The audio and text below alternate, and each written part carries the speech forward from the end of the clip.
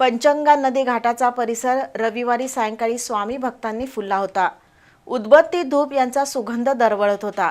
सायंकाळच्या आल्हाददायक वातावरणात पंचगंगेची आरती झाली. त्यानंतर श्री स्वामी समर्थांची आरती होऊन सामूहिक नामस्मरण सोहळ्याला प्रारंभ झाला. 2 तासापेक्षा अधिक काळ सुरू असलेल्या या नामस्मरण सोहळ्यामध्ये हजारो स्वामी भक्तांनी सहभाग घेतला. सलग 9व्या वर्षी यंदाही पंचगंगा नदीकाठी अक्कलकोट निवासी श्री स्वामी समर्थ महाराजांच्या नामस्मरण सोहळ्याचं आयोजन केलं होतं. त्यासाठी रविवारी सायंकाळी पंचगंगा नदी तीरावर भाविकांची गर्दी होती. 5 फण्यांच्या नागाचा देखावा उभारण्यात आला होता. त्यावर श्री स्वामी समर्थांच्या मूर्तीची प्रतिष्ठापना केली होती. सुमारे 10,000 स्वामी भक्तांनी प्रारंभी पंचगंगा नदीची आरती केली. सुमारे 200 सेवेकरी भाविकांच्या उपस्थितीत स्वामींचं नामस्मरण करण्यात आलं.